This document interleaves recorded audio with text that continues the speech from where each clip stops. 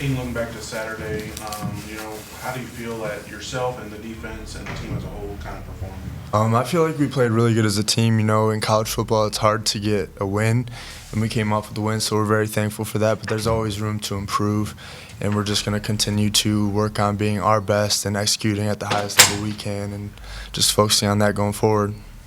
What do you feel like, you talk about improving, if there's a point or two where you feel like, boy, we got to get better here as you take a jump now to Jack State, what would that be? You can always improve on doing your job better, pad level, technique, everything that goes with the fundamentals of football, and just continuing to get better at that every single day and focusing on how can I improve my game, how can I improve my technique, so just focusing on that. Jack State's offense took a while to get going. A lot of offenses did, and there's the whole idea that you take the big jump from week 1 to week 2. Y'all are breaking it down on film. What are y'all looking for in terms of indicators that it might not have gone well the first game, but that's the type of thing they might get cleaned up and we got to be ready for it? I would say just focusing on their scheme and being able to execute that at a high level, being able to execute our calls for what we have schemed up for them, and just continuing to focus on that every single day.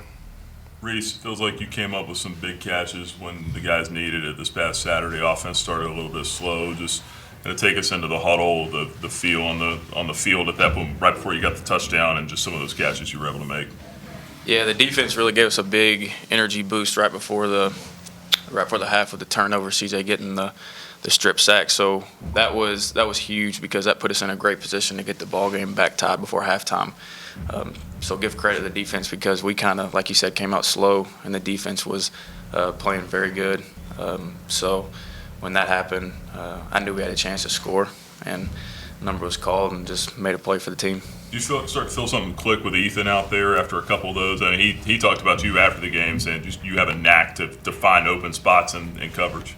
I did. I trust him a lot, and I feel like he trusts me. We've repped a lot of those kind of option routes, field plays together, and we got a good feeling for it. So, I trust him to put the ball where it needs to be. We talked to you last year. You mentioned you were overcoming all the injuries in the preseason. How different was this preseason for you? Trying to get ready to play 12 games, understanding how important you could have been to this wide receiving room. Right. Yeah. It comes mostly with the off season and everything leading up to this season. The staff did a great job of taking care of me being an older guy and having prior injuries and stuff. Not putting too much on my body and my legs, and like I said, taking care of me. So it definitely looked different than in the previous years of me getting ready for this season. So it kind of took a minute to adjust and realize that I'm not going to get as many reps as I like in practice, but those reps are much more meaningful than anything else that I'm going to take. So that was the biggest part. Aidan, looking to Saturday, Liberty and Jack State have won the last 2 conference championships. Does it feel like, even though it's only week 2, that this game is kind of you got to take your game to the next level and be ready? If you guys want to get to where you want to be at the end of the season. I feel like as a team we feel like that, looking towards the next game, no matter who it is. You always got to take that mindset looking forward that this is the most important game of the year, and just have that mindset every week and keep stacking days, keep stacking games, and then you'll look back and be happy at the season you had. So we're just trying to have that mindset looking forward. They got a quarterback pretty athletic. I mean, you look at the statistics, he hasn't shown it necessarily as much with his arm, but like when you approach a guy like that, what's the mentality of the defense and what does he do well? I would say we just got to stop the run.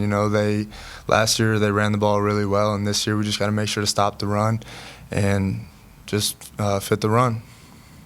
Reese, obviously this is a team that you guys played last year on the defensive side of the ball. Early in your prep, what are some things that you're seeing that are different from last year's Jacksonville State defense? I know it's a different staff and all that.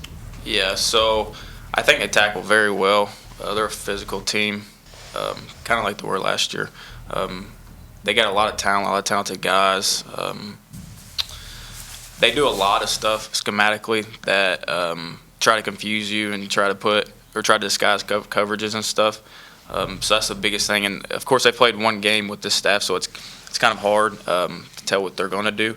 But I know that our staff and this team, we're going to get ready to see any coverage, and our defense throws a lot at us during practice, so we've been seeing a lot from them as well.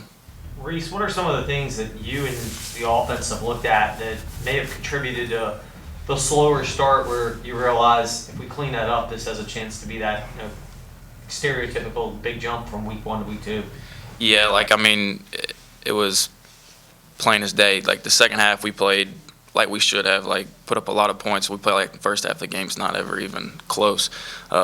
So we've really, really emphasized that, like, going in today being a heavy install and big practice, we've put a lot of our important periods up front because that's what we know we have to do. We have to start fast this week because if we don't, this week could, they're a good team. This game could get out of hand if we don't come out and be firing on all cylinders. So Coach Chadwell and the staff has, put the practice and priority is putting like our trade periods and our team periods first. So I think that'll help a lot. Reese, you've also gone through plenty of injuries yourself, and obviously the news of Ryan and his concussions and his injuries. Yeah. Have you had conversations with him or said anything? And if so, what are you comfortable sharing with us about the encouragement you've offered to him? Yeah, for sure. Ryan's one of my good friends. Ever since he got here, we kind of, connected in a way. And, when he had that injury in the Bahamas Bowl and stuff and didn't go through the spring, I didn't go through the spring either. So we hung out a lot. And, the biggest thing is just encouraging him and keeping his head up. It's tough. I just told him, I was like, dude, like what you're going through, I haven't been through the head injuries like you have, but I've been knocked down and knocked down again. Like, you can't let this game just knock you down your knees and you not be able to get back up. There's so much more to life than just football than you even realize. And it's hard for us to realize that because this has been our life for, like, I'm pretty much ever since we were born.